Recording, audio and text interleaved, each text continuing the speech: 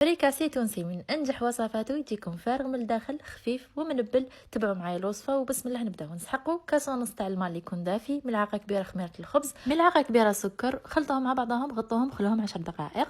بعدها ضيفوا لهم 4 ملاعق كبار تاع الزيت، الا حبيتو زيت زيتون، حبه تاع البيض، ولموا بالفرينه حوالي 600 غرام، وملعقه صغيره تاع الملح حتى تلم معاكم العجينه. ادلكوها 10 دقائق، رجعوها للبول ودهنوا وجهها بزيت الزيتون، غطوا عليها وخلوها تخمر من نص ساعه حتى 45 دقيقه. كسروا لها تخمر. بعد ما تخمر ورشوا البلون دو طرافاي تاعكم بالفرينه، حلوا نص من العجين بسمك ما يكونش رقيق وما يكونش خشن، وطبعوه بامبورط بياس قطره 7 سنتيمتر هكذا حتى تكملوا. وكل حبه جبدوها هكا في الاطراف وحطوها فوق بابي كويسون، غطوا عليها وخلوها تخمر 10 دقائق قبل ما تبداو تطيبوا. اقلوهم في زيت سخون على نار متوسطه، وكي ترفدوا الحبه حطوها كيما راهي في المقله، ما تكسرولهاش تخمر وهكذا باش تنفخ معاكم. والصح في البنه هو الطون تاع سيدي احمد، تونه كامله بزيت دوار الشمس، حطيت الهريسه، بطاطا مفوره، مايس، زيتون، مايونيز، بيض مغلي، طون ومعدنوس. وبصحتكم وصحه فطوركم.